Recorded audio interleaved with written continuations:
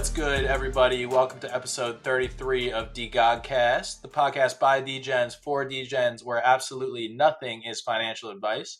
Today is November 15th. It's JB along with your boy Slate Mark II, and this is the season finale. That's right, it's not goodbye, it's see you later. Between IRL circumstances and the lack of weekly DGods hype, we kind of let off the gas a little bit, as some of you may have noticed. So we decided we want to take a quickie, refocus, restructure, and go back to pushing out the most entertaining premium product that we can for y'all. But for the season finale, you know we had to get a banger guest. We got Kevin DeGods, a.k.a. the CEO of Dust Labs, in the house to shoot the shit, give us some insight into the going-ons of our our favorite NFT projects. Kevin, how's it going, brother? I'm good, man. I'm fucking pumped to be here. Thank you guys for having me. Give them the rock. Yes, sir. Absolutely. Happy to have you. Excited to get a little insight into who Kevin is and what's going on with the team these days. But real quick, before we get interviewed, Slay, we've kind of seen it already trying to get ready for this. How the fuck is Taiwan moving completely across the country? Real quick, give me the lowdown. Besides breaking your laptop on day one. I was going to try and do that, tell everybody that on myself, but you didn't let me. It's good, you know. The reason I moved here is because I had a great time the last time I was here, and I'm here again. I'm having a great time again. And I don't know if you can get canceled these days for saying stuff like this, but like I just like Asian women, so like here I am. Sure. You know what I'm saying? Sue me. I think you easily can, man. People have been canceled for that. I don't think you get canceled for Kevin that at all. We did just lose I think Kevin. that's not good. For saying you like Asian women? Yeah, I don't know where he went. Hopefully he'll be back in a minute. Bro, you easily can. People have been canceled for far less. Jesus. I don't think you can get canceled for saying you like Asian women. Well, you can. You just can't. So what you're just not allowed to like women these days? Is that the you can't specify, especially if it comes down to race. You have to... Or you can't specify. Or wait, yeah. Got it. Especially... Don't talk about it, be about it. Yep. I don't talk about it, be about it. We appreciate all women. I appreciate all women, especially... We appreciate all women, especially the ones that scam people for millions of dollars. If they have the exact same body type and ethnicity that I like, that's the ones that I like the most. They, yes. Preferably. Jesus. All right, let's DM Kevin real quick and try and get him back. I'm gonna roast him when he comes back, bro. I feel like we should do a whole Kevin roast episode because I'm disappointed. Oh my goodness. I know, but are you not disappointed in this man who's been like around for like 4 months and we passed him the rock and here he is. Never mind. Kevin's so cool. I love Kevin. Bro, we're trying to like actually get legitimate fucking like information and everything. Like, shut the fuck up, dude. I literally, the funniest thing, as you're like, how's your laptop died in Thailand? Jesus. My laptop died. I'm dead serious, dude. I had to like run over to the power source, but yeah. Kevin, you're not in Thailand. You're in Los Angeles. I know. No, I'm in Los Angeles, the city of all the powers. Come on, always stay plugged. But yeah, I didn't have enough at the kitchen table. Not enough juice. We're juiced up now. We will continue. Slate, surprisingly, his technology is holding up better than Kevin's, even though he's in Thailand, and Kevin's in LA, literally like tech capital of the country. But yeah, pretty epic. I was just trying to get listeners. I like you a lot. I didn't mean anything. I love it. I love it. Listeners, don't worry about it. The good thing is I didn't even hear it because I was rebooting, and so waiting for the pilot. Slate's personality trait is to just be an asshole, but it works out. We cancel it out. So, anyways, Kevin is back in the show, juiced up, plugged in. Will not be rugging again. So we have Kevin in the house. You are not. I'm the asshole. JB's the likable asshole. That's correct. That's an absolute fact. You are not doxxed per se, but you have this supposed killer Web2 tech startup resume that you've brought with you to Dust Labs. So the people, me included, want to know, who the fuck is Kevin DeGods? Give us the resume, paint us a picture. Let's hear it real quick. Chill me yourself. Well, quick story. Been doing tech startups in the Valley for a little over 20 years, 22 years now. Bunch of B2B SaaS companies. sort of presented on the stage of Web 2 first conference in San Francisco. So like was there when all the JavaScript stuff kicked off, big push to the web. Then did a couple mobile first companies, sold all that stuff. And then did more of a network logistics company. Can you elaborate on what is he talking about? Tell us what any of these companies are. It sounds like just no, like the companies kind of docs it out, but like they were cool companies. They were ones that you've heard of and probably have used. Okay. And you know, hundreds of engineers, and so like big teams, and so you know, start a small company with a couple friends, scale it up, you know, to tens of people, sell it, and then scale the teams to hundreds of engineers, and then go do it again. It's kind of been my rap for the past several. Could I ask a question, sir? Of course. So it kind of seems like you've known Frank, or that you like that you knew Frank, kind of like maybe indirectly or something. Did you know Frank personally before this DeGod's whatever situation arose? Yeah, so Frank and I met probably almost 4 years ago now. 3 to 4 years ago in a venture capitalist's backyard up in the Bay Area. Frank was working on another startup with his friends. So I was kind of like mentoring / advising them. They got into YC, raised $10 million. And that startup sort of scaled off. And then during the pandemic, it was a logistics business. And a lot of those businesses like went sideways during the pandemic. So him and a couple of the other founders left. Company's actually still running. It does great. But they left and fell down the crypto rabbit hole. And so I just kept in touch. Frank must have been 11 years old at that point. Yeah, no, he was. He was not legal for many things. And, but yeah, it was crazy. And so like, we just hit it off. So you've worked with Frank prior to DeGod's. Yeah. Well, whatever. We know each other. Yeah, he was good. He's been a good dude. And so, yeah, we just hit it off and we just followed along. And so I was there the day, DeGod's minted and the password went in the wrong spot and all that good stuff, or didn't mint, depending on which side of the Twitter or Discord bot you were on, got my exile. And I think, as things grew, like just kind of kept following the project, and I'd come to LA and hang with the guys and just chill out. And again, still had a Web 2 job at the time, but really just stayed connected. And over time got closer and closer to the team. And sort of, we were looking for a way to like work together. And the natural thing happened when Duppies and then Utes was coming along. Teams were asking like, hey, can we use this technology or use or that? And, the DeGod's team had built a bunch of cool stuff, and sort of combined with, investors coming and saying, hey, we want to invest in this thing. And sort of, we said, well, like, what would that look like? And when I looked at it, I'm like, well, for me to make the jump into Web3, we need to find something where we can put hundreds of engineers like from Silicon Valley to work. Like I want to see a vision to that, or a path to that. And from my view, crypto really only had two paths in the past. One is to build an L1. There's clearly, if you're working on an L1, there's hundreds of engineers working on L1s, or build an exchange. And I didn't it just wasn't my skill set or wasn't my background. And both Frank and I have worked in B2B startups, and that was what we always thought would be a better fit for us. And so we finally sort of cracked the code where we're like, well, isn't what we're doing, if we were taking what we built and allowing other people to use it that weren't consumers, sort of a B2B play with a strong sort of consumer vibe? And so we said, well, that's sort of what we did. And so we came up with the idea for Dust Labs and said, if we take all the technology out of DeGod's and Utes and package it and rebuild it in a way that it can be leveraged by many founders, and those could be Web3 founders or even Web2 or Web1 communities. The idea that, and I've used this analogy a lot now, but like 20 years ago, you walk down Main Street, nobody used their internet or cell phones to run their business. 10 years ago, nobody used social media. Our view and vision at Dust Labs is 10 years from now, everybody will use Web3, and whether that's payments or inventory or marketing or comms or something. And Dust Labs is going to be a big part of like bridging that gap from Web3 to sort of Web 1, Web 0, Web 2, et cetera. Sure. Yeah. Okay. That makes sense. Yeah. I mean, there's obviously like, even you just look at like traditional finance, like sending a wire transfer takes 3 days. Yeah.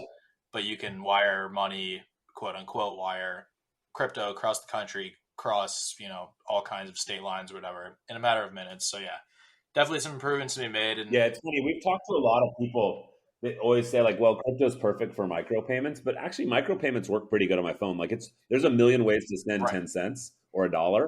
Yeah. It's a lot harder to quickly send $1 million from my phone or 100,000. And so crypto actually solves the like big money movement Facts. in a more delightful way than micropayments. Yeah. All right. Well, before we get too deep into, It's because no one gives a fuck if what? Nobody gives a fuck about what? I was gonna say it's because no one gives a fuck if it takes 3 days or 10 days for 10 cents to get to their phone. That's what I was gonna say. I 100% disagree. If I'm transferring money, I want to transfer it as soon as possible. Have you ever sent an ACH wire? It's a pain in the ass. It takes fucking sure, days. but are you worried about 10 cents? No, we're talking about thousands of dollars. But you're not worried about 10 cents. So, anyways, before we get that's what I was saying. No one. All right, yeah, whatever. Go off. Thank you. Fuck me. I just want to talk about like some current shit that's going on, a little housekeeping with like Utes and whatnot, since you are part of the team. And a lot of people listen to this looking for information on, what's going on with the state of DeGod's Utes, whatever it may be. Talk about some of that shit real quick, and then we can, get more into Dust Labs and whatever. Yeah. So I think last week was crazy, right? Or a week and a half ago now. I was out flying to Lisbon. Yep. So I got there really early, wanting to have a stable connection and sort of have like some jet lag be over. And so I sort of was, did my part of the Utes, sort of finishing sort of touches on the art reveal from Lisbon. And then, kind of clicked off and enjoyed what bits of Lisbon I could, meeting a ton of people, investors, partners, sure, customers, etc. And so, yeah, so Utes launched. We did this no rarity thing. We dropped Slate on the wire here, but we'll keep rolling. And I think the idea that that Utes, we had a lot of ideas of what it would be and how it would land, but so far a lot of the things that we expected to happen are happening, and some things that we didn't expect. But so far it's been a pretty resounding launch. Like we're feeling pretty good about it. Obviously some small things we want to clean up and tune up, and we've shipped a bunch of little fixes already on the software side, and we'll probably ship some little tweaks to the art and stuff like that in the coming days. So one of the things probably most people are waiting for and looking forward to is staking. What's the status of Ute staking? So staking is working on DevNet. Rewards are working. I think so. We're days away from having the first release of staking and rewards. And the different thing that we did this time that is unique, or two things, right? Or two big things I think about. One is it's custodial in the sense that it's not going to go in an escrow account, and so the Ute will actually stay in your wallet. You'll actually still get to see your wallet with your Ute. It'll just be locked in your wallet if it's staked. And we think that's a big benefit just to the usability of things. Yes. And then the other one is the notion of rewards being incredibly configurable. So this notion of like rewards redeemers being multiplicative, where it's like, hey, I can stake for 10 days and the reward, the reward could just be like, hey, you staked for 10 days, you get the reward. Or it could be like, if you staked for 10 days and you went to this event, and you bought merch, and you minted on a certain day, and you have converted your thing. Like there's a bunch of different things we could add, both on-chain and off-chain events to actually make staking be able to create really complex but really interesting rewards. Yeah, so I was wondering like what the reward structure is actually going to look like, because obviously you're not staking your Utes for dust. So what are you staking them for? Yeah, so the cool thing is that it's super. We have a few things that we've thought of already. Like we want to do merch, we want to do some digital items, we want to do some discounts and perks, and so how the ordering of how those rewards come out, we haven't probably fully locked on yet. But the most important thing is that we'll be able to really come up with anything. Like we can literally we've got a list of, 100 different partners, or probably more at this point, that we've talked to, coming up with different ideas in terms of how they want to like see their brand or their items promoted inside of the merch or the, sort of reward center. Okay. The other thing is, can you give us? Yeah, no. The other thing that we think we can do is we can do like more of a kind of a membership thing where it's like, hey, you're sort of accessible to a bunch of perks because you're a member. It's more of an ongoing reward. And then the one that we're most excited about, or that I at least most excited about, are the ones that, we can just go back in time and be like, hey, somebody that still holds their Exile DeGod and has a Ute, that's a reward. We can come up with a cool reward for them, right? And so we can just kind of design rewards. And then if you branch that a little farther with this notion of clubs or sub-DAOs that have been popping up like crazy in Utes, we can actually create rewards, or they can create rewards that are like on top of the Ute rewards. So you could imagine like trait-based or the, yeah. you know, the Nouns DAO or the Mullet DAO creating like a special reward. Mick Utes, here's a staking reward. It's $100 McDonald's gift card. Exactly. And that's on top of like your normal, you know, Ute stuff. And so I think, like I said, it should be fun. Like Frank's got a bunch of like crazy ideas that he's pushing us to figure out. A lot of these are on the partnership side, but the key part of the technology is that we're going to be able to support way more configurable combinations than we've ever had in the past. Yeah. So can you give me an example of like a partnership staking reward that's a done deal, or is a lot of that still in the works? Yeah, so unfortunately can't release any that are like, I mean, some of the obvious ones are one merch ones, and it's just timing of when we do the merch. Okay. I think but we're not going to ship staking and be like rewards or TBD. We will announce at least the first reward as part of this, yeah, but we're probably not going to announce the entire season. Yeah, okay, that's fair. As long as like we have something ready day one rewards. We will try to make sure that there is some reward that is, you know, giving you a reason to stake and not just like stake. Yeah, we want to make sure there's something there. And again, the way it's designed is that we could potentially do delightful surprises and change the rewards, you know, sure, on the fly, which again means more fun. Like add new things, change the rules. I keep joking with the team, like it would be awesome to give away a car or a Lamborghini or something insane, sure, but like make the bar for that like incredibly high. Like you would have had to attend all these events and buy all the merch and buy the rug and like, you know, some kind of crazy set of things that, you know, essentially only one person in entire DeGods and Utes universe could qualify for. Yeah. But that would be fun, right? And so I think we're trying to dream up of the craziest stuff. And so we've got a huge whiteboard of ideas. Like I said, unfortunately, a lot of these haven't been signed with the partners. And so is that what the Clout Bot is the different staking rewards? No. So some of the more grandiose yeah, so ones? No, Clout Bot's even crazier. So we were thinking of like, you know, when somebody buys into the collection, whether it's DeGods or Utes, like there's always this notion of like, hey, check out my, you know, new PFP. Hey, Utes follow Utes or something like that. And I think we felt that like clearly there's people that use that for engagement farming. Like they get a Ute or right click save and just like try to get retweeted or try to get like a bunch of Utes to follow them. And then, you know, we've gone back and looked a week later and they've switched it to some other collection. Right. And they're just going to every collection and sort of like farming for their, you know, sort of follows. Sure. So we thought that it would be cool to come up with a way to sort of provide validated clout to people that have done, you know, bought it and they've authenticated bought it. And so probably has a little bit of welcome bot vibes, but also like a more authenticated way of like when you join the community, sort of ensuring that you get your sort of proper credit. And it also will, we hope, clean up some of the like engagement farming that's happening because those folks won't be able to come through this kind of clout bot. That's the idea. Okay. Interesting. So it's like welcome bot meets Ute list.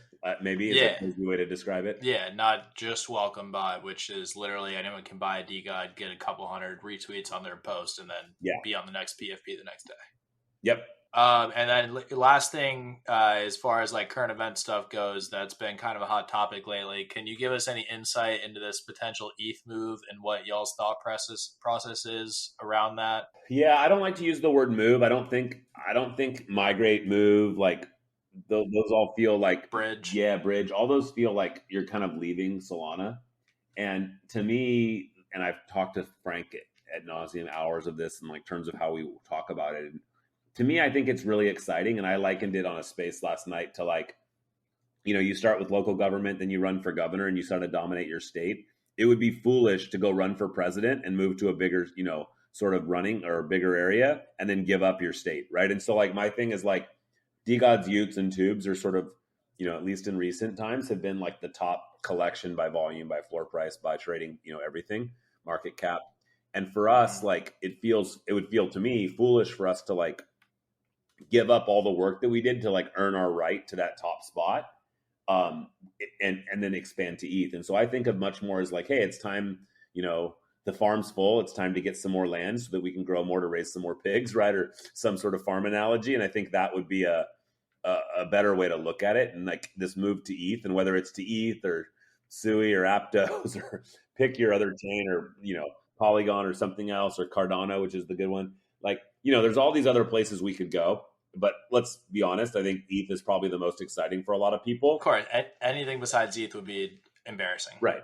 And so I think the answer is really about how do we get there in a way that allows us to sort of expand and grow our influence onto that chain, rather than to like, hey, we're, you know, packing our bags and hauling everything away from Solana. And so I think for us, like, to me, it's really about how do we expand our influence across Web3, and ETH is a really interesting place in Web3, especially for these Web3 sort of communities. So it goes back to the season 3 of DeGods being ETH thing that has been discussed in the past. Like, hold, you know, season 1 is DeGods, season 2 is Ute, season 3 is ETH. Hold a DeGod and a Ute, get an ETH airdrop down the road, something like that. We're not necessarily talking about a hard bridge, burn your Solana DeGod, get an Ethereum DeGod. Yeah, I mean, that's, again, nothing's final. And again, it's a lot of ideas and talking. To me, I think it would be foolish. But that's not the way that you guys are leaning. That's not the way I'm leaning. And I'll be honest, I think Frank and I have like different, we both have the same goal in mind, which is how do we, you know, continue to grow the DeGods ecosystem to be the best in D Labs.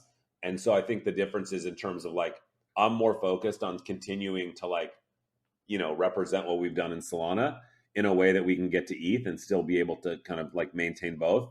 And so, yeah, I don't think burning would be a good idea.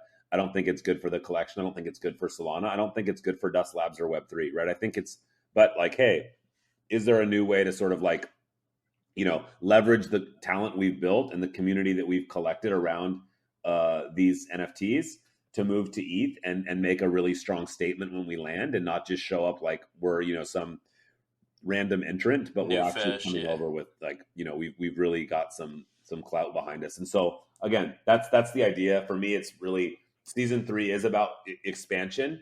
And again, I think of it as expansion and not a migration or a move. And so I really try to press on the terms of how we display and talk about it, both internally and externally.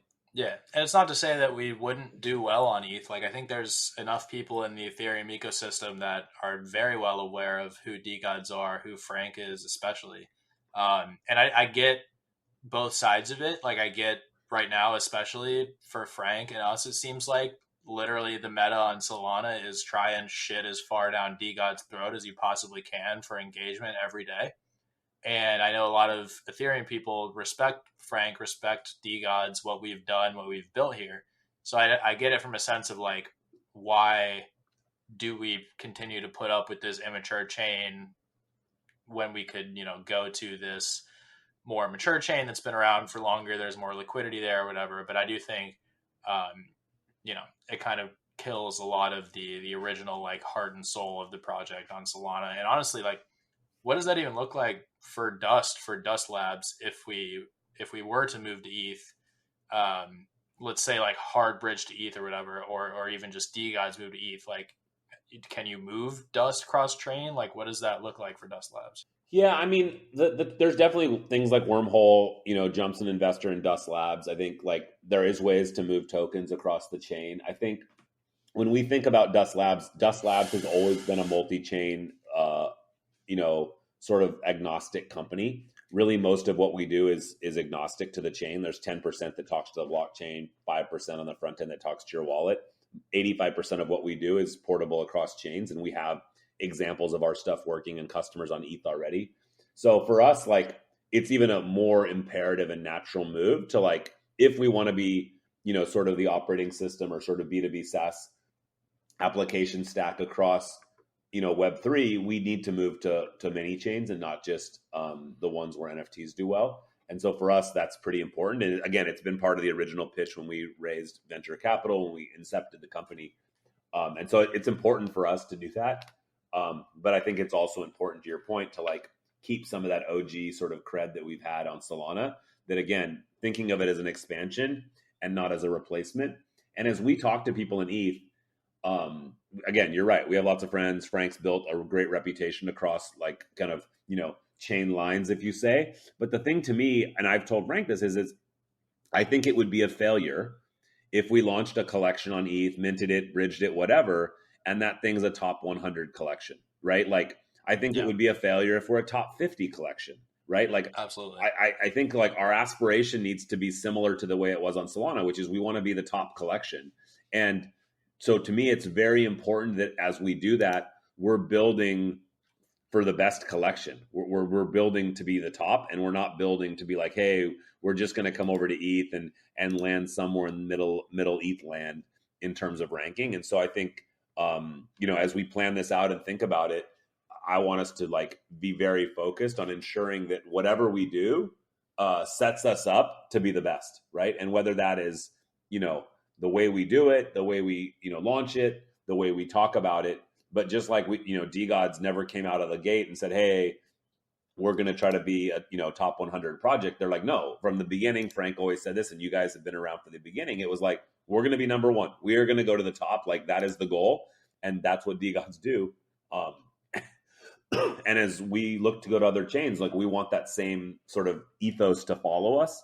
And so that makes it, it makes the bar higher in terms of what we need to achieve, but it also needs to make sure that we holistically think about how we go over there in a rational way and not just be like, hey, it's a quick vote. Let's just jump to ETH and burn all our DeGods and see what happens. Like, I think that would be reckless. And that's not what Frank said, nor what he implied when he sort of like kicked off these initial tweets. And what I think everybody agrees now was the worst of timing in like the precedent of a market meltdown. And so, but yeah, so I think if anything, it's, the way we're going to go fast is to go slow. The way we're going to get big is to start small. And we really have to take our time to think through the mechanics of doing this the right way. Because I've been part of companies that just grew and expanded too fast. And then the quality of their product, the quality of their community went to shit, right? And like, that would be an absolute worst outcome for us, is that, something as part of this, we break the vibe of the community, or we lose the trust in the holders, like, then we would have failed, in my opinion. And so, So that's actually kind of a good segue. Let's dig into Dust Labs a little bit. So correct me if I'm wrong here, but Dust Labs, Utes, and DeGods, all separate entities. Dust Labs so Dust Labs is a separate entity. That's a B2B SaaS company. Okay. DeGods and Utes are both, the art and the IP is owned by a single entity called D Labs. Okay. So there's a single entity that owns all the art for our collections, and the community. So the artists and the community work for a company called D Labs. Yeah. Okay. So when Utes came out, one of the concerns was, how are you going to spread the core team between these two projects? So that's why I asked that, because originally it was stated these are going to be separate as far as teams go, maybe not, entities in the legal sense, but as far as teams go, there will be separate teams working on all three of these projects, being Dust Labs, Utes, and DeGods. So that obviously is not the case as of now, because if you look at it, it almost looks like maybe we are spread a little thin between the three and are able to only focus on one project at a time, just the way that like rollouts have been scheduled, right? Like Utes Mint, Utes art reveal, then comes, DeGod's roadmap V3, then comes the Dust Labs announcement. So is there still a plan to separate the three and build out kind of a more dedicated team, maybe like a CEO for each? Maybe that's not the case for Utes and DeGods if they fall under the same umbrella, but just kind of build out and have there be almost three core teams versus clearly one core team that is working on all of these projects under our entire DeGods Dust Labs umbrella at the same time? No, JB, that's a great question. And it's one that we're executing now. I think what is a little hard to see is that you're right. Historically, we built things in what I would always describe as the quick rip model, which is like, hey, how quickly can we get this page out or get that out? And you saw this. Some of the early technology, especially around DeGods and DeadGods, had some rough landings on some of the things not working, not scaling, bugs, and that nature. We've deeply improved that, especially with the latest like Utes art reveal. Like, that was on completely new infrastructure. And so what we've been doing behind the scenes is actually rewriting and replatforming all of the technology. So all the technology that we've built for Utes is like one click deployable to any other project. And so Ute List, for example, we now have 15 customers on Ute List, right? And so that we can spin up a Ute List site under Dust Labs in like 10 minutes or less, right? It takes 9 minutes to enter the data, 1 minute to generate the site. Okay. And the idea that was even remotely possible, like in the pre-DeGod days, was not true, right? Like we had to like completely set up different servers or different setups and applications. And now we literally can like sell a new scholarships customer, grab their information, logo, questions, and generate the site in a minute or less. Sure. And so the idea is that all of the technology that you see on utes.com, drop site, mint site, rarity tool, explorer, staking, rewards, all of those are designed in a way to support any collection. So we literally could pull those out and, report those for like a new project, right? D-Stables could launch like its own NFT, for example, and we could literally staff that. D-Golf could launch its own other NFT because we have D-Stables NFTs. Exactly. But if they launched a new project, we could even load that entire project as is, literally into the tooling that Utes has, right? And the idea of that is so that we've become more efficient in building for Utes. All that software will just get redeployed for DeGods. And, that again, it is going a little slower at this point because we are spending the time to sort of like pay down that technical debt. But the idea is that as we add new features and new functionality, it will be instantly accessible to both DeGods and Utes and any other project that's a customer of Dust Labs. And so the beauty of that is that we've now, as we build the customer base for Dust Labs and that company grows, we're able to like invest and hire a bigger engineering team that then gives us even more ability to build faster. And whether that's building for DeGods, for Utes, for the sub clubs and things like that. We had a great meeting with the Nouns guys this morning, and a bunch of the stuff that we're inspired to build is really tied to some of the assets. There will be no Nouns talk on this show. I can't believe I missed that boat, and I refuse to FOMO in now at 4x floor price. So none of that. It is spicy. It's unbelievable. Okay, so the way it sounds like the internal infrastructure right now is Utes and/or DeGods builds a new experience, needs something to execute on a roadmap item, whatever it may be. Dust Labs builds that and then turns that into something that we can then sell to other projects to use. Yep, exactly. And so, like I said, everything we build for Utes is going to be trivial to backport to DeGods and trivial to be useful for other customers, which is again the goal of Dust Labs, was to really just change the way that we built that infrastructure. And right now we're focused on building out the dev team to accommodate for creating these new tools. But as far as like, let's say a core team individually for core team for Utes, core team for DeGods, core team for Dust Labs, that's not really something that's been considered. Yeah, so the technology team is going to be a shared resource that's the way it's designed, Dust Labs being that shared resource. On the moderators side and community side and the art side, today there's a lot of overlap. It's not 100% of overlap, as you know, there's a handful of people that are only on Utes or only on DeGods, but we envision that becoming more individually staffed over time as those communities have different needs, right? And that those needs will be more community driven. We also believe that as the art teams roll in, and we saw this to an effect with DeGods and DeadGods, we've brought on different artists at different times that have worked on the collections. And Delilah sort of leading the charge kind of with, art direction. As we do new collections or make changes to the current collections, we're going to basically have that same sort of model where artists can come in and help, whether they're illustrators or they're, motion artists or they're just, character art. We can bring that in and bring them all under one brand. But the goal will be to be more individualized in sort of approaching these collections over time. And probably mostly on the community management side, just because those communities we expect over time to diverge in terms of what their needs are and just quite frankly, what the community votes that they want. Yeah. Okay. Yeah, it's definitely something just thinking back, because I've obviously watched the entire saga unfold from day one. That was a big point when Utes was announced is, what do you mean you guys are creating this second project? How are you going to manage the two? And it certainly has seemed, DeGods has been on the back burner a little bit with the whole Utes thing going on. I don't think there's been any major DeGods news since Utes was announced, really. No, I agree. I think the good thing is, or the way we put this in perspective, is that at least at the Genesis, every DeGod holder got a dead god or had the right to get a dead god. Every dead god had a right to get a tube. Every tube had a right to get a Ute. So, the overlap in the Utes community and the DeGod community, at least at Genesis, was 100%. Like every DeGod was had an invite into the Utes community. Now, some of them could have opted to not do that, which is fine. But you're right.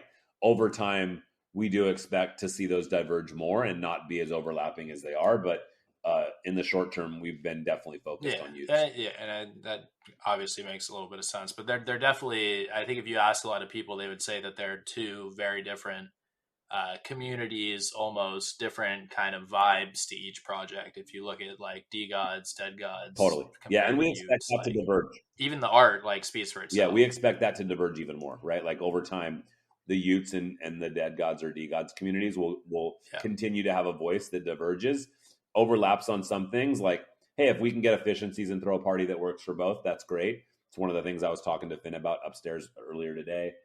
Sure. But also we think over time benefits for holding both, things like that. But there's going to be unique experiences as well. So you're technically the CEO of Dust Labs, but do you have stake in both DeGods and I'm a holder of DeGods and Utes for sure. I hold both. But like from a team perspective? I'm also part of D Labs. In what capacity? As shareholder? Well, I mean, we're all shareholders, but like from like a team perspective. Oh, like what role do I play? I would say I play more of a corporate advisor. Like my perspective is like the things I help with are around corporate governance, accounting, finances, a lot of the like what I would describe as overhead in sort of operating the business.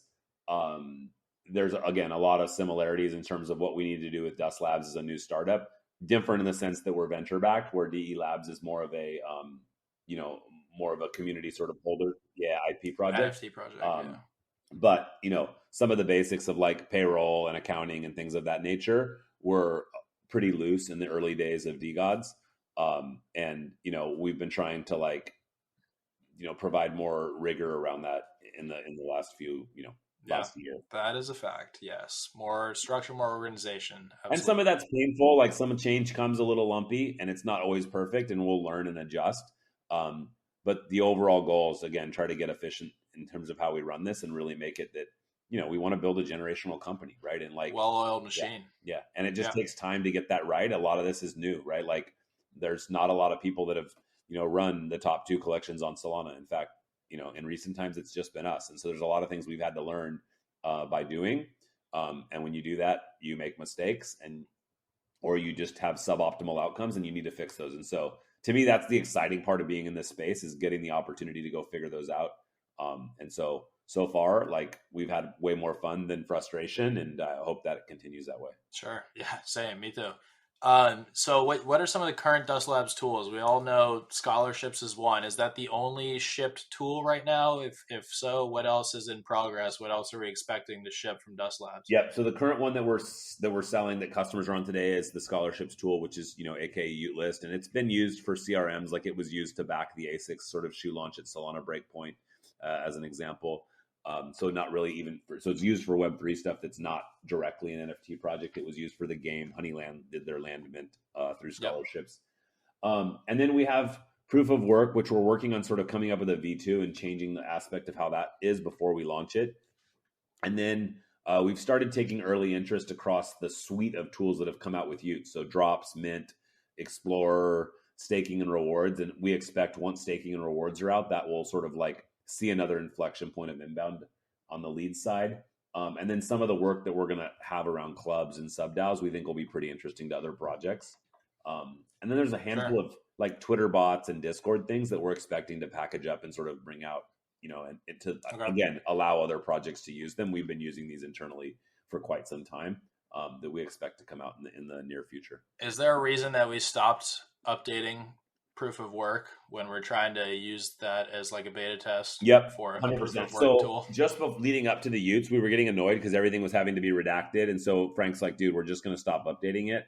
And then, we've got the list internally, but we've been redesigning how we want to launch it. And so we have kind of like delayed pushing out the set of updates to fill in the gaps until we redesign it. And so we were actually debating this morning whether we should just publish what we have. Well, yeah. Or like a suggestion would be publish on proof of work decided to stop updating proof of work because we're redesigning and relaunching it. That's fair. No, that's fair. Yeah, as everything, there's 17 ways to communicate in this space, and I think Frank ended up choosing Discord or Twitter for this particular one, and it's not on proof of work, which is sort of like funny, Yeah.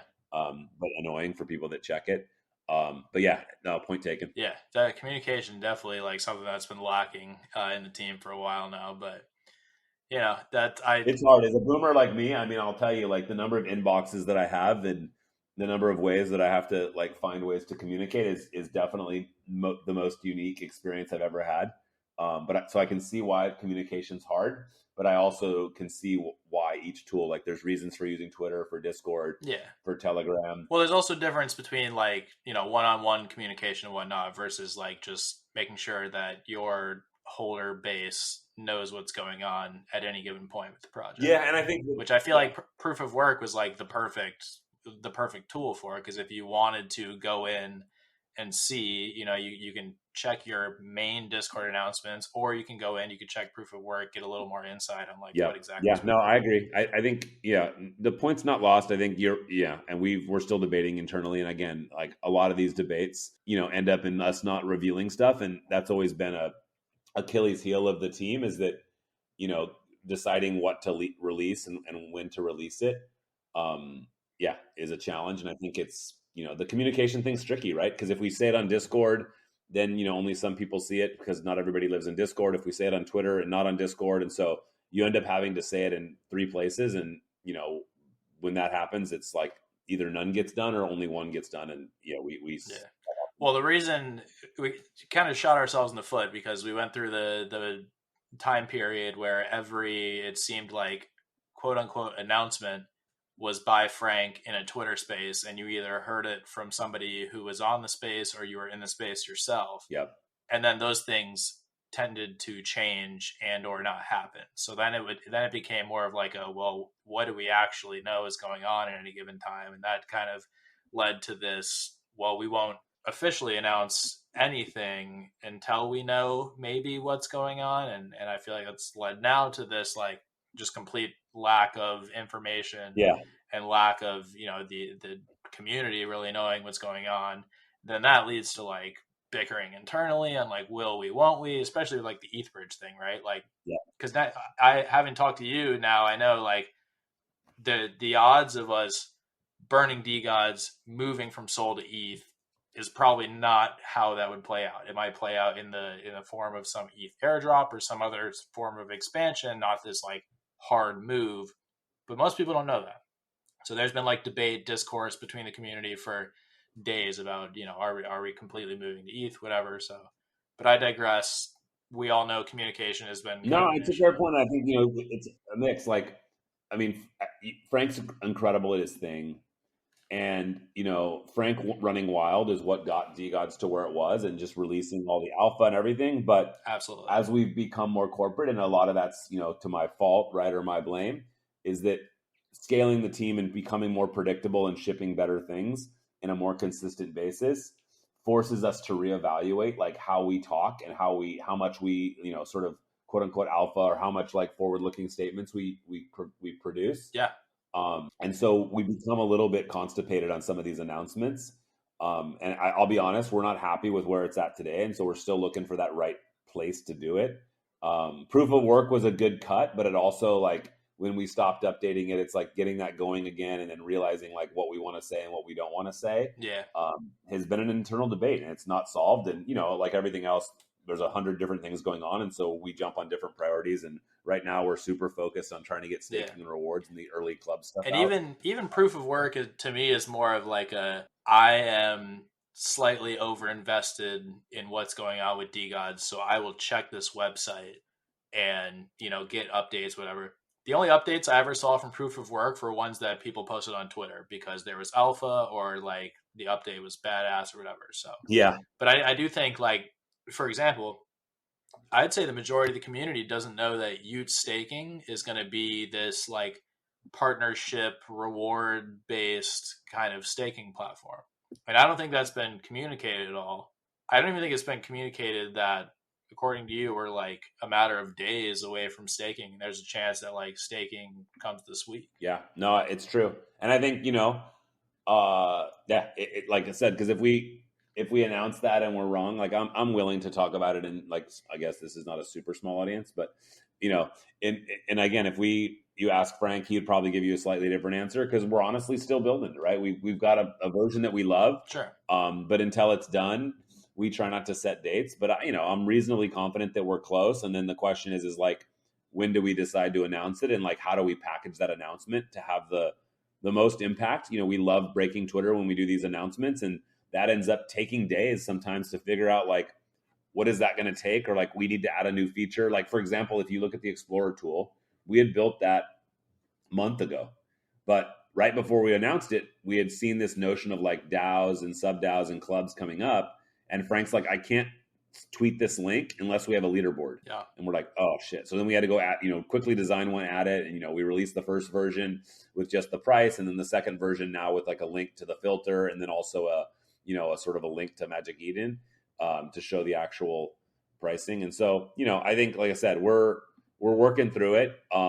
It's not, perfect, but I do think that like, as we sort of get better at sort of building these things and releasing them and trying to like decide like the timing of the announcement and part of the mystique or the surprise of the way that it's a balancing act. Yeah, it's a balance, right? Because we do want it to be a surprise when the final thing comes out and have something that we didn't talk about that sort of like breaks the internet or helps it go viral. That's been a big ethos of like both DeGods and Utes from the beginning, and we want to maintain. Yeah, I definitely agree with that. And I'm a big component of, and I think we saw this with Mint or whatever it may have been, but not officially announcing something until it's done and tested and actually ready to rock. So I respect that. Yeah.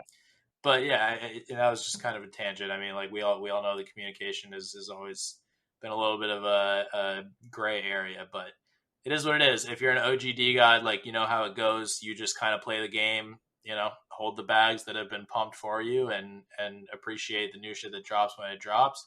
I just try and play, see both sides of the story. The guys that, bought an all-time high and are like, what the fuck is going on or whatever. No, and I love it. I mean, the push is good, and I think like it's healthy for us because I love getting these, jumping into these spaces or jumping in with folks like you who have been around a while, because every one of these perspectives is valid and from a place of like you care, right? I always like to say when I get support calls in my B2B SaaS businesses back in the day, like people don't call support because they don't care. Once they don't care, they just stop using it. They cancel, they block the credit card, they go away. Right. The reason you're calling support is you actually want the team to fix it. You want it to be better. You want to use it. And so I do think of all these like interactions as, this opportunity to sort of, change someone's mind, but also like enlighten them on a broader point of view of what you're seeing or what you're seeing from your chair. And right or wrong, I think it's a healthy conversation. And so I've always encouraged this sort of like, back and forth. For sure. Yeah, I appreciate that. Okay, so back to Dust Labs. How are we going about deciding like what tools? Right now it sounds like I said, we need this thing built for DeGods or Utes, so we'll build it in the name of Dust Labs with the intention that we'll be able to ship it externally down the road. Is there anything else we're doing to like gather market data on what tools to make or what's needed in the ecosystem? Yeah, I mean, we've got designs for probably 6 other products now that we've kind of conceptualized. And I think what we look at is as the, market changes or as the community changes, trying to reorder these, right? Like we had a club come to us today and really wanted to do an auction. And we're like, well, we weren't planning to do, moving like a Dusty's sort of auction type thing over to Utes, for the next couple months. Like, let's look and see if we can reprioritize that. Right. And so, there's a lot of that going on. And then there's some really new stuff that we've got that we think will help build stronger community, not only inside of DeGods, but across DeGods and Utes and potentially even other collections. And I think for us, that was a pretty exciting, like a big idea. And so we've spent a lot of time in even the first 2 days here in LA this week talking about what that would look like. And, we'll probably come up with something where we like, okay, great. We've got this great, like grand V5. How do we scope this down to a V1? Because what we found is that we're actually better as a team and a company releasing like small, quick rip MVPs that work really well and then iterate on them rather than spending months building something and missing the mark. like the leaderboard was a simple one. It literally took us like an hour or two for the dev to bang out that, back end API and the front end. And it's a banger. Like it's driving more traffic on the Utes.com, as you can imagine. Like leaderboards. That's facts, dude. When I'm like OTCing people in the Discord, I'm referring to leaderboard. You just go to that, right? Trip. And like, and so it's the quickest way to check what you actually want to know, which is funny because we spent probably 10 or 15 times more work building all the other stuff on the site. But that little one page that we banged out in an hour, thanks to Frank's push, drives it, right? And so for us, it's like, let's release these little things. Let's get feedback. Let's see how they work. Let's see what the community says or tells us, and then like iterate from there. We think we're going to build better product over time than trying to take longer views. But we do like to think about some of these medium team longer views of like, where do we want to take like the whole suite of software that Dust Labs has built? So we spent a lot of time on like the admin console and stuff that end users will never see, but project founders are going to think are pretty amazing. Like we were talking to a couple partners this morning around stats and APIs and what other like metrics and data can we give both project founders, but holders, and to show them like about their holding journey. Like you probably know when you bought all your different DeGods and Utes and if you've traded or not. But it'd be kind of cool to have a visual representation of that and compare that to somebody else and, the timing of when you bought it or the trades that you made. Because I think people are pretty proud. People are pretty proud of what they've acquired. Yeah. Facts. The closest thing to that I can think of is like Asset Dash, which just tells me like how much my NFTs are worth. And but it's more interesting to be like, doesn't really. When did you get this one, or who else has had this one? Like, it would be kind of interesting in the community to know like what other users, or what other holders have had this DeGod over time. Because some of these DeGods, we were looking at some of the data, have been held by 10, 15, 20, 30 wallets. Like, especially some of the floors that really trade. And then you find somebody on Twitter that like you're boys with, and it's like, holy shit, we own the same DeGod in like March. Yeah, that's cool. No, I think so. I think there's some interesting data there, and so we've been thinking a lot about like how to like expose that in a way that's fun and easy to use. I do like the approach of like almost a shotgun approach of fire something off, see if it sticks. If not, move to the next thing. That's not really new either. Like, we had de.xyz, we had dpalace for a little bit. Like, I mean, fuck, that's literally in like the DeGod's tagline, right? Yeah. Like social experiment. We just fuck around and find out. But the thing is, though, like what we were bad at, and all those ones you named, completely different tech. One's built on Webflow, one's built on website, one's spun up on Medium, one's up on this other creator site, Mirror.whatever. Like they're all up on different tech. And so like when we do find a banger and one that works, like scaling that across our own collections or other collections is freaking impossible. And so that's the big thing that we've been changing internally that, again, from an external point of view, looks like we're just going slower, taking our time. But that is really where we feel that we'll be able to be more efficient as a team and get these experiments out. And when they do work, be able to scale them quickly to both collections and then potentially future customers. Cool. Yeah. So kind of an overarching question on that. Yeah. How does everything that we are building, all of these tools, actually utilize Dust or drive value to Dust? Because it's Dust Labs, right? Yeah. So like, I'm assuming the scholarship tool, like you have to pay Dust or blah, blah, blah, something like, what is the overarching thought process when we look at a new tool that we're about to build? How do we implement Dust into this and give it value, give it utility? Yeah. So I think rewards and staking will reveal a big aspect of the way that we're thinking about that. Obviously, you've seen the historical ones with Dusties and auctions and things of that nature that we've done, raffles, whatever. Like there's a ton of third party and like sort of organic integrations. Obviously, the mints that we've done, whether it's the Dead Gods and the Art Reveal, DAO Pool, etc. So Dust Labs will continue to build like big ideas that leverage Dust where it makes sense. But I think for us, the thing that I'm and Frank talk about a lot is like, rather than look for like big ideas to like, leverage Dust in like a massive way, we'd prefer to find like, how do we find like 1% more utility for Dust every day for the next 10 years? And so we've been thinking a lot more about like small but impactful things that we can lay down in the software that we build. And so most of the software that we sell, is sold for USDC or USD. It's just, it's a subscription.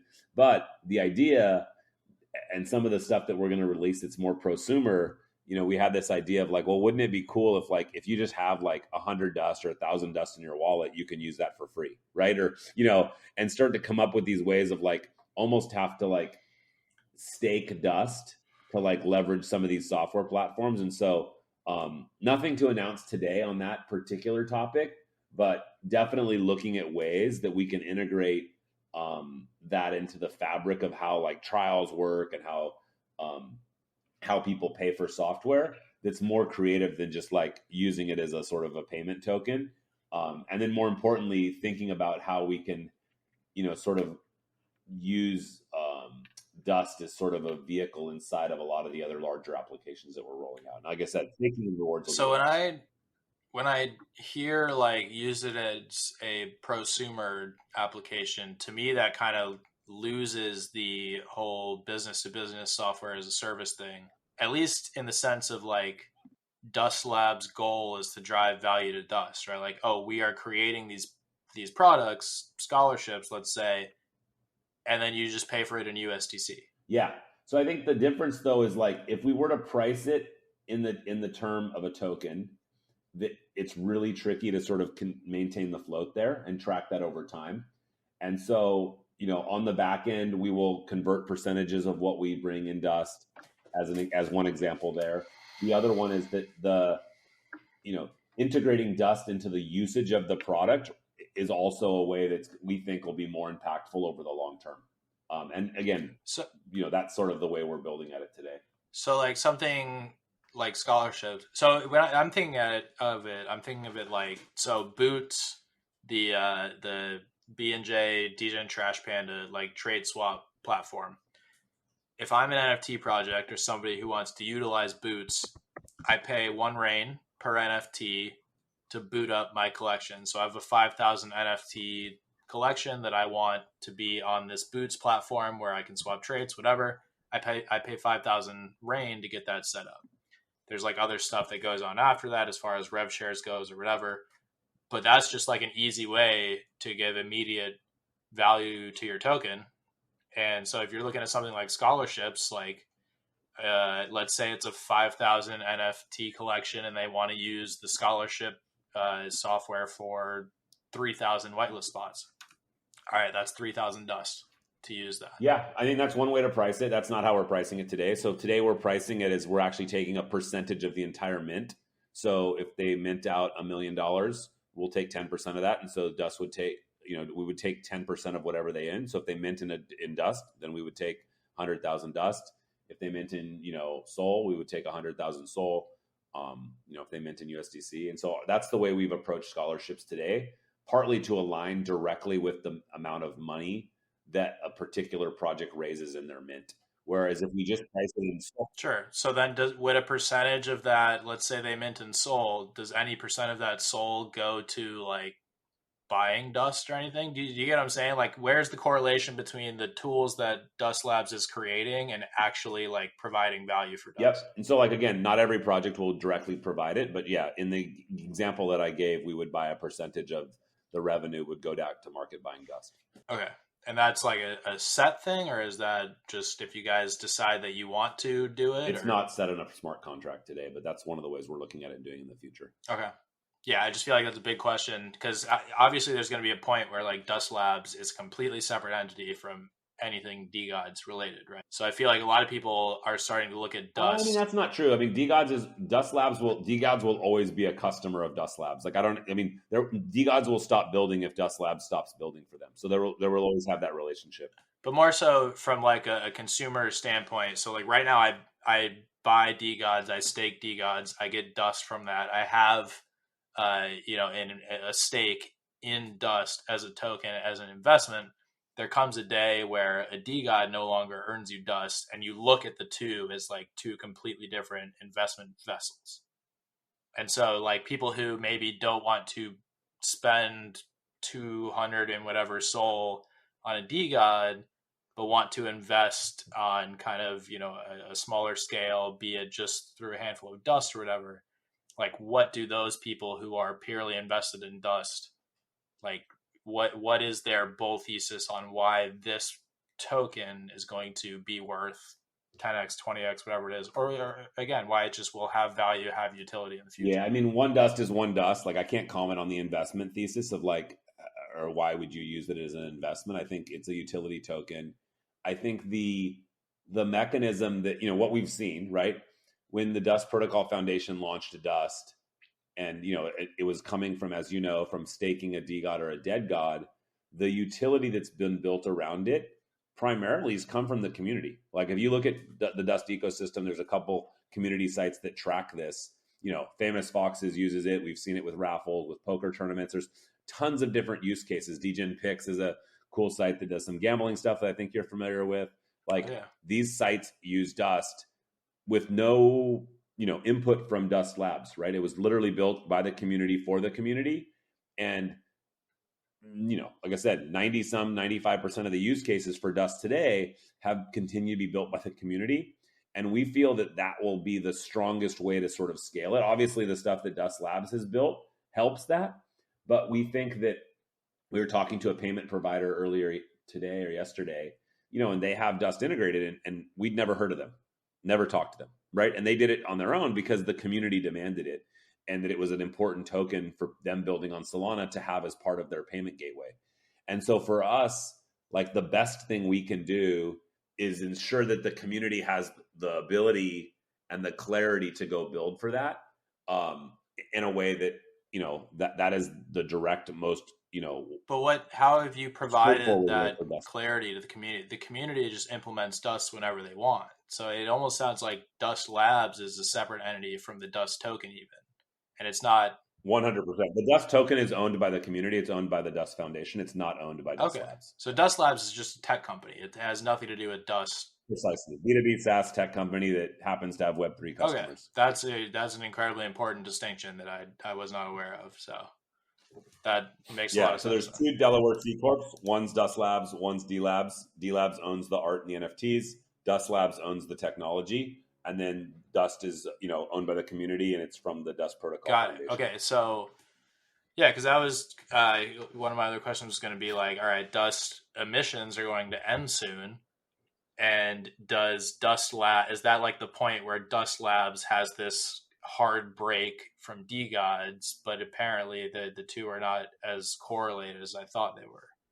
Yeah, they're not. I mean, the Dust emissions, it ends, I think, in January, February of next year, depending on what the rate is.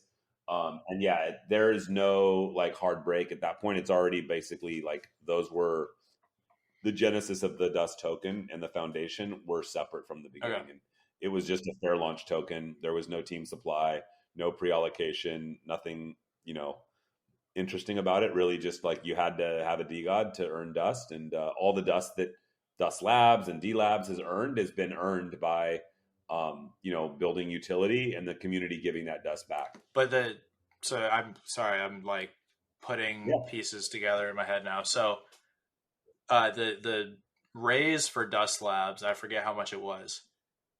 The investors were buying Dust, right, at an invested schedule at whatever price it may have been. So is that not in the best interest of the Dust Labs entity to provide utility, provide value to that token? Or why would investors have bought all of that Dust at whatever it was at, and then Dust Labs and Dust are actually separate and don't really care about so the Dust was sold through from the Dust Protocol Foundation. Okay. But that was part of what was it, 7 million Dust Labs made? I forget. 1.7? We announced a $7 million raise. $7 million raise. But that was part of that, right? Like the Dust was sold as part of that raise? It was announced together, yeah. I can't tell if that means that it was sold together or not. But my brain is just connecting dots as we go through this, so no worries. No, it's good. All good questions. Okay, so do you have any idea what's next for DeGods then after Dust emissions ends? Is it going to be transitioned to this same, partnership package reward structure that Utes is, or is there something completely different on the roadmap for DeGods? Yeah, so for DeGods, what is next has been the same, is, transcend your DeGod to a dead god. Next step is obviously transcend your dead god and claim your tube. And for folks that have done those two things, so DeGod to dead god, Dead God claim tube, we will launch a similar staking and rewards platform like the Utes one that will be rewards center based. But again, if you're a DeGod or you're a Dead God that's not claimed your tube, you won't be eligible for that staking platform. It'll only be for people that have completed the sort of like steps to qualify for that. Okay. And why? Which is typical, right? Just like you couldn't get your tube unless you went to Dead God. Right, kind of thing. Sure. That's always been like the roadmap is just play the game and get rewarded for it. So, or don't, right? And that's kind of cool. Like Frank's obviously, a master of like creating the options, and just like now, there's people that have not minted their tube and they've decided, they don't want to be participating in Utes. They want to hold their tubes, and I think like it makes it fun, right? To have the different options. Yeah. And so I think DeGod season 3 will have a component of rewards as part of it, and we think that is a great way, and it's a more sort of multi-season way to participate, where dust emissions always had an end from the beginning, and so the rewards center will be an ongoing sort of partnership-based model that we can build for, and we expect the partnerships in some cases for Utes and DeGods or Dead Gods to overlap. In other cases, they may be unique and different. I think, again, the technology that we've been building that I've spent most of the time on is just about that flexibility and giving us that, sort of exposure to be able to pick our path without having to make big changes. Yeah. Okay. And just something to think of now. So you may not be able to answer this, but so like I said, right now, owning DeGods, staking DeGods, you kind of have this investment as well into dust, or at least you care about dust, right? Like you get your dust, you use it, whether it's to buy merch, which I obviously do a shit ton of, to, gamble on DGen picks, whatever it may be. Like you have this emotional tie to dust through owning and staking your DeGods. After dust staking ends, like what is the reason for people to have any emotional investment or interest in dust? Because let's say hypothetically, okay, DeGods, Dead Gods, dust emissions end, the community projects stop implementing dust because let's say like a big part of that implementation is like, well, we're all getting it, a lot of us, for free from our staking. Let's say people stop implementing it because of that. Is there any use for it or anything coming from a team perspective, not necessarily Dust Labs perspective, but a DeGods Utes perspective?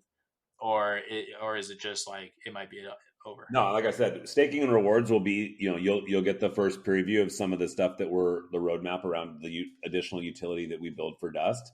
We also think that the next phase of Dust really begins when emissions ends, because all this utility that's been built for Dust, we don't anticipate will go away. Like the demand side of that, we don't anticipate will go away just because the supply side is now becomes, static, in the sense that DeGods aren't getting, sort of dust emissions coming to them. Well, it might be a tapered thing. Like I have a bag of dust because I've been earning it for forever, and I'll continue to use it, where there's utility or uses for it that appeal to me within the community. Right. But like I might not go out and buy, because the thing is too, a lot of like, merch stuff, let's say, for example, you can use dust, but now a lot of these platforms, they allow you to use Sol, USDC, whatever token that you have, and they just kind of insta swap to match price or whatever it may be. So there's a scenario where like the demand for using dust, at least from a community perspective, goes away, because and you see it kind of already with like Famous Fox raffles, right? Like it used to be every single raffle that dropped on Triple F was asking for dust. Now they're like 99% Sol. I don't even know if there's any that are active for dust right now, or what the stats look like. Famous Foxes still does a significant amount of dust revenue. I mean, we know because they donate that back to the treasury. So that there's still, as the bear market goes on, there's still but from a DeGods Utes perspective, not Dust Labs perspective, there is a future plan or use case for dust to give there at least some kind of demand for dust should the community side dry up. Yeah, no forward-looking statements. I think, in terms of describing exactly what the roadmap is, but we're not talking Dust Labs. We're not talking investment. We're just talking like DeGods as an NFT project. DeGods like, has the same rules. Like, we can't have forward-looking statements on those either, for better or worse. That's just the nature of the business. I think we anticipate, like I said, that staking and rewards will be a great use case and demonstrate some of the utility of Dust. And that one is one that we've talked about publicly already. Okay. Interesting. Yeah. All right. One of the things that we kind of saw for a brief window in DeGods was like a focus on IRL stuff, with the purchase of the Killer Threes team, NFT NYC, stuff like that, kind of, trying to make a little bit more of an impact as like an IRL brand, versus, just an NFT project or whatever. And it feels like, to me at least personally, that may have fallen on the wayside a bit, and not as much in the, nothing like NFT NYC has really happened. Like, yeah, Breakpoint was big, but it's in Lisbon. Not everyone can make that. It's, it's easier to throw a big IRL event in the States than it is there. But, I know for a fact, like, we were working on a tequila with Barrel DAO, and there was some other like real life activations apart from merch that were going on to kind of push the brand outside of just Web3. Is that still a focus at all, or has the focus completely shifted to this, tech, B2B SaaS thing? No, it's a good one. I mean, it's funny. We're hosting an event actually in LA that we just came up with. We have an offsite here. The whole Dust Labs, D Labs team's all in LA this week. And we were going to just, kind of like get together tomorrow, as a team. And then we said, hey, why don't we open up that to the community? And so we threw that out on Twitter, and, we've got, 50, 60 people already RSVP in the first couple hours, which is kind of cool to see. I think people were disappointed with some of the Lisbon presence and like the parties or lack thereof in terms of the organization. And I think what we've seen is, we were in the middle of revealing Utes, but okay. Yeah. But that's not an excuse. I think we should, figure out how to walk and chew gum at the same time. And I think that the challenge we had, quite frankly, is that we had a large number of people asking to get parties and events paid for, 2 to 3 a week at times. And we were paying for a lot of these, and it became a little disorganized, and we were getting complaints that the events weren't executed well, or they weren't as, what people signed up for. And so we sort of put a hard, kind of pause on that to really like reevaluate how we're doing that, unless we can be like staffed to be there, right? And have enough people that we feel that we can support it. And so NYC New York, huge production.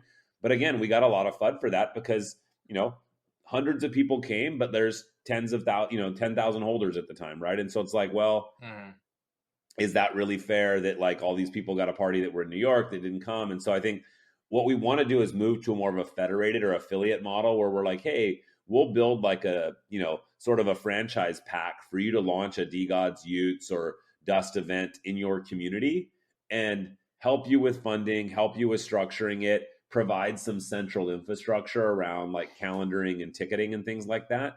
And so, we want to get to a model like that. I think Finn actually has, been working on that in the last week or two. And this LA one, we're going to do a quick test tomorrow of like, hey, can we just quickly spin up an event in 24 hours and see if that works? And again, people are already disappointed that we didn't give enough warning and plan it out. And so there's always going to be some sort of like chatter around like it's not the way that they wanted it done. Of course. And I think we're okay with that, although we listen to the feedback and we want to get to a model where, hey, we can, have an event in every sort of major DeGod city.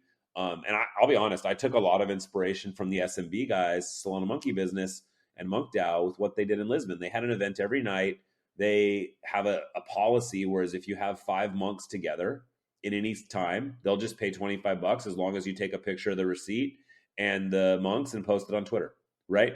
And so it's kind of a cool, decentralized, low touch way of them to sort of like bring the community and the DAOs together without having to do much formal stuff. And it's like, hey, 4 or 5 people. And so we've been talking, I think for us, we may want to do a bigger number and say, hey, it's got to be 10 DeGod or Utes holders, my Yeah, because suggestion was especially in LA, you're going to be paying for Mark Coulter's dinner every night. right. And well, that's the other thing. Yeah, I was like, you can do that, but like half of them have to be from out of town, because we don't want you to just all have lunch with your buddies every night.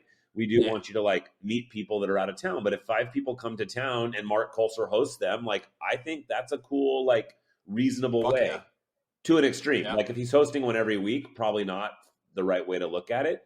But that is exactly what we want to find a way to like enable the Mark Coulters of every city to be able to bring, the community together, host an event, and, the DAO can help support that in a structured but somewhat, trackable way, where it's not like, hey, we're just going to pay for whatever ice luge and craziness happens, but like, save the special stuff. But so we're going to do this LA event tomorrow.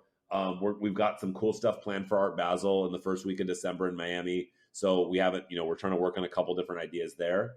But yeah, we want to get back to the IRL stuff. Like, I had a great time in Lisbon meeting so many holders, so many investors, partners, etc. But we need to find a way to do it that, can be decentralized, so that we don't have to have the team show up and plan every event. And and we don't end up just getting sent a bill, which is what people were doing, was just saying, hey, we're going to spend X grand on this thing, and we're going to throw a party, pay for it, and like that just didn't feel right. For sure, and outside of like events too, like, I mean, there's so many opportunities for merchandise, for different like physical products or whatever that can be DeGods branded. And I mean, a lot of that is community driven right now. Like, I'm wearing a Mickey DeGods hoodie, a DGolf hat, like, but you guys don't see a bit of that. So like, I feel like there's an opportunity for you guys to subsidize some of these community ventures, and not only give it a little more of like a flair of authenticity, and get more people excited about it, right? Because like, something like a Mickey DeGods hoodie, everyone at Mickey's wants one. Maybe not most people in the DeGods community don't even know that like the merch drop happens, right? So there's an opportunity for you guys to kind of give it your seal of approval, but then also, okay, we'll help subsidize it, but then in return we get a percent of blah blah blah or whatever. But yeah, I just feel like there's a lot of opportunities from a branding perspective, which to me, branding has nothing to do with like throwing parties in real life. Like, that's very cool. That's an awesome way for like holders to get to know each other. It's something big like NFT NYC to kind of like throw a celebratory thing with where a bunch of people get together. But that doesn't say branding to me at all. But I feel like there are a lot of opportunities where we can expand, because I've always looked at DeGods as like a brand. Like, that when people ask me why I'm bullish, like, aside from the Frank will literally die before he, is unable to try and pump his holders' bags thing, like, I've always looked at DeGods as like the potential to be this larger brand, almost like a Barstool Sports of Web3 or something. So I think something that those are all good points. And I think the two things that I could say on the merch and the way we're going to launch IP, and we're going to launch this with Utes and probably reveal it for DeGods as well, is we really want to, again, decentralize and like enable and empower more community members, whether that's DAOs, sub DAOs, clubs, or just individuals, to do things for the IP and register them in a way that we can have a central directory of the cool stuff that they're doing. The other thing that we want to do around merch that we've, thought of a lot is like, we want to have like cool and exclusive, like token gated merch for the holders that's either discounted or, at a better deal. And we want to get something that quick ships, because I don't like the, hey, wait so many weeks. It's just annoying. Like, you want to see it in 7 days, but like, look, there's a balance between seeing it in 7 days and also like having it be awesome. But the other thing we want to do is have like more evergreen stuff, right? So stuff that's like, hey, I just want to get like some basics. I got some basic DeGods or Ute stuff. I may not even be in the community, but I just want to buy a hoodie and rep it. Like, that's open to anybody. And so we do want to find that. And, one of the ideas we had was like, hey, maybe I'll pick a random number, like the DeGod hoodie is $100, but if you buy it but if you're token gated and you come through the reward center or something, you get it, at cost, right? Or something, right? Where it's like offsets. Or if you buy it with dust, you get it. Yeah. A discount. Oh, exactly. So like, those are the kind of things we're thinking about. But again, we really are trying to take, partly because we now have 2 collections and we're learning how to like scale that for ourselves. But this experience has really taught us, like, man, there's so many more things that we can use software to automate, so that like imagine a collection coming from Web 2 that doesn't have the time to spend community building and Twitter and Discord and moderators and artists and all that. And like, can we build the software for them to run a community in Web 3 in a more automated way, right? And so to us, like, all these challenges are opportunities for us to build the right software to make it easier for ourselves, that we then can empower other communities to do the same. But yeah, merch is a big one. IRL stuff's a big one. And then just activations, like, the Killer Threes is a great thing. Like, we're using freaking Google Sheets and like Typeform to like sign up for tickets and stuff, where it's like, dude, like, we should build like a decentralized, like, hey, who's going to be in town? Quick way to grab and request tickets without any interaction by us. Like, geo-fenced Web3 ticket. Exactly. Like, you're like, hey, I'm going to be in town or I'm nearby, and as long as I get within the geo-fence within an hour or 4 hours of the event, I just can get, I can claim the tickets, right? So that way we don't have people like squatting on tickets from across the country or across the globe. But we also don't have people that are like, not able to get in, that happen to be, randomly in town at the last minute. Yeah. Cool. Yeah. No, it sounds good to me. You guys definitely, you've got a lot to think of, and it sounds like you've thought of. We're busy, man. We're busy. It's it's not all going to come at once, but like, I think we do have a pretty interesting set of things we're working on. And we do jump between a lot of different ideas and projects, but we, our goal is to ship something interesting at least every other week. And like, that's really the kind of cadence we've set for ourselves. Yeah. And I'm excited for you guys to kind of expand out the team. I feel like to match that, because I do feel like you guys are probably stretched thin between, the three entities of, or whatever you want to call it, of Dust Labs, Utes, or DeGod. So, but I know you guys have like done a little bit of hiring, so that's clearly something that you are also aware of, which it sounds like you're aware of. Yeah. Most of the concerns and questions that we as a community have, which is good to hear. I honestly, my only like constructive, like I hate to use the word negative, but takeaway from this whole thing is that I just don't think that Dust is really being considered, and I don't know how much of that falls under a like legal standpoint or perspective, but I mean, if we're just being honest, like, Dust has been a big part of our investment thesis or lives or whatever you want to call it as holders, and it kind of was assumed that it would be a big part of just everything going forward, and there's probably some ways that it can maybe be implemented in a legal fashion that maybe haven't been thought of, and that would kind of be a win-win situation for anyone. But other than that, lots of, there's just always going to be a lot of questions and whatnot from the community and concerns and whatnot, but it sounds like you guys, between all of you,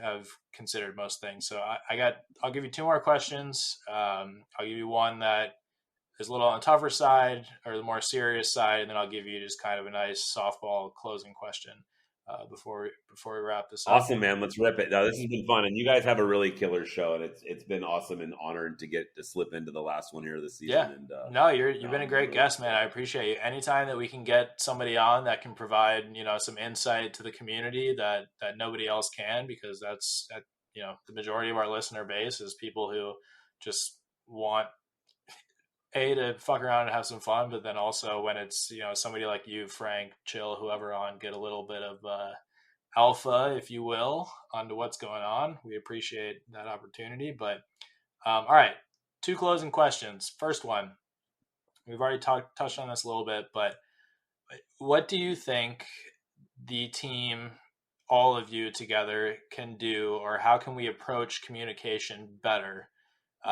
to make this gap between what the core team knows, which is obviously everything, and what the holders know, which is maybe 30% of what the core team knows, and what the public knows, which can be anywhere from 0 to that 30%. What can we do to find this nice sweet spot in the middle of not giving away too much information, but people also not being pissed off that they don't know what the fuck is going on? Yeah, I think the next rev, like I said, proof of work was the first rip was good. I don't think it was all the way there. And so I think operationally, it's like a GitHub check-in right now. There's no admin panel. There's no way for multi-user. So like the new design for what we're going to evolve on proof of work will make it easier for people to give updates. And we want to democratize, but also decentralize those updates to not just be the team. And I'll leave it at that for now. But I think like we do think there will be a way to broaden the input on that communication. We do think that proof of work provided a really amazing way to see the archive, right? If you're a new holder and you just hear about DeGods today and you go and want to learn more, like negating the last 15 days, you can like scroll through a lot of history and learn a lot about DeGods on your own, right? And that's kind of cool. And so that part of like proof of work we want to keep. I think the part that we need to evolve is like making it easier for ourselves to update it, but also that like we all can like, I can type in a few lines, Frank can type in a few lines, Chill, Bob, whatever. And then we sort of have like a quick review and sort of release process for how those go out, where today that's, to be honest, and very manual. Yep. And so I think that will help close the gap. I think help move towards a model that will help close the gap. I think the other thing that we've worked a lot on is trying to like build a better bridge between what happens in Twitter, Telegram, and Discord as like three of the sort of primary ways that we see, communication happen in the community, and really find a way to sort of like orient people on what kind of communication happens where. Like we have the announcements channel, then we have mini announcements, and then sub announcements. Just there's still, it's like, and maybe I'm just a boomer, but man, like I never can go into Discord and ever be caught up. Like, and I'm only in like 5 Discords. Like I'm sure you guys are. Yeah, it's hard, right? And so like we need to find a way to fix that for ourselves. Something that might make sense on the proof of work site, which I've just pulled up for the first time, is all right. We have obviously these these blocks where you can click on any given day and see what was happened, but maybe like above that there's a main objective, and in the case of a day like today is get staking live. Like what are we actively what is the next step, the next thing that's going to happen that we're actively working towards? Because then it's a balance of both, right? It's you can look and see the details of everything that's happening on any given day, or if you're like me and you just want to know what the fuck is next, you can pull up the same site, not have to go to Discord or Twitter to find announcements or whatever, and just see, okay, the next main objective is this. Just a random thought that I had. The up next thing is really interesting, because I think that is something that we could probably be like, here's the next couple things we're working on. Now, again, modulo, like we want it to still have a surprise and break the internet feel. I think some of these things like describing the aspect of what's coming, I think is a reasonable request. And I do just like staking, just like something that says what's next, staking, something like that. And then the last question I will leave you with, nice little softball, just something to float you out the gate here. This one was from the community on the tweet that we posted yesterday. What drives you to make Dust Labs successful? And what is your goal for, and I'll make it Dust Labs /DGods/Utes, whatever you want, for 2023? Yeah, so I think by heart, like I'm an entrepreneur and I love building businesses. I love the messiness of like finding a solution, engineer by training. But I love the idea of running into like a bunch of problems and having to figure out how to solve them. And I think business is the best combination of that.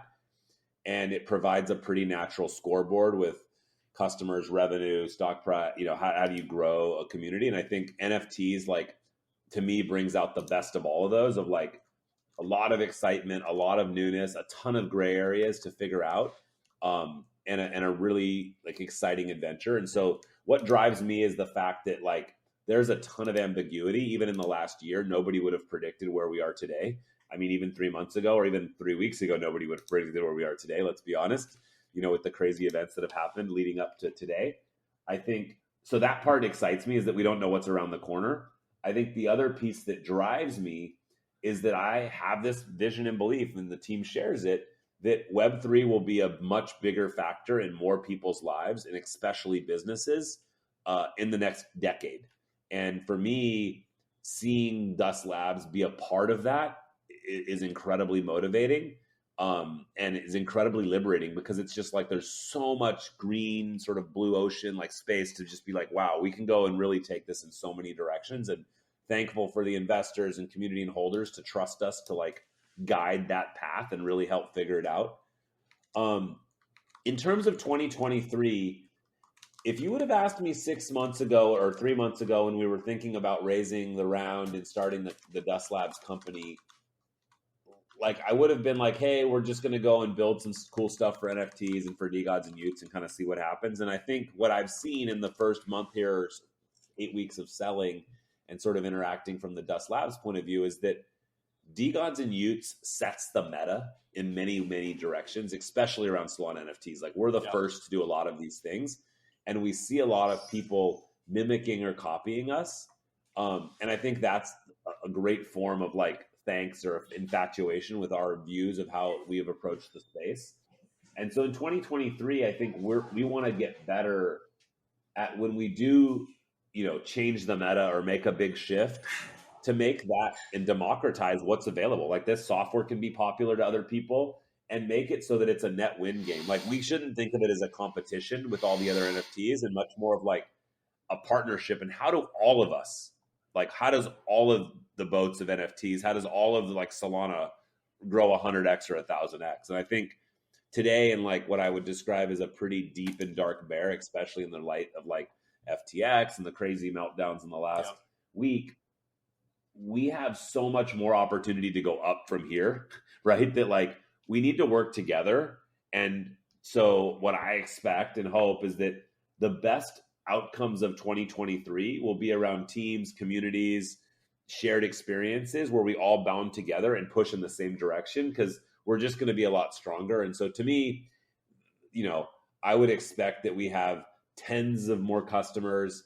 I would expect that we've, expanded our holder base, and that's either decentralizing more the DeGods and Utes as more people come in, and as a percentage of the holder base, becoming more individual, and also seeing the number of wallets that hold Dust. We saw that cross 100,000 this year, which was pretty exciting. Like I would love to see that again cross new sort of highs in the coming year. And also like thinking about whether it's new projects or, additional expansion and growth of the current communities, how do we bring new holders into the space? Because I think what we saw with Utes already is it's really revitalized like the energy around what DeGods is, and like just like having fresh eyes and fresh ideas is really motivating for us as a team. And I think that continuing to find ways to do that, whether it's bringing more people into the existing collections or finding ways to expand to new collections, that I think is the best. Because I think the view for us that we would want to end 2023 with a much larger set of communities, right? If you think of that in plural of DeGods, Utes, Dust, and all the things that are part of that ecosystem, we would love to see that be, double or significantly larger than where we are today. And so that's what I'm sort of excited about and looking forward to. Yeah, sounds good, man. All right. That was a fun one. Very insightful for me. I'm excited for people's feedback when they listen. We tried to sneak a lot of the community questions in there too, and I think you did a pretty solid job of addressing a lot of the concerns and questions that people had brought up. So I appreciate you coming on and doing that for us. Exciting. Obviously everything that's coming in the future with Utes, DeGods. Been here since day one. We're going to continue to be here, and excited to see what you guys continue to build and surprise us with. So appreciate you coming out. Awesome. Thanks, JD. Thank you. Have a good one. All right. Take care. Bye now. Bye.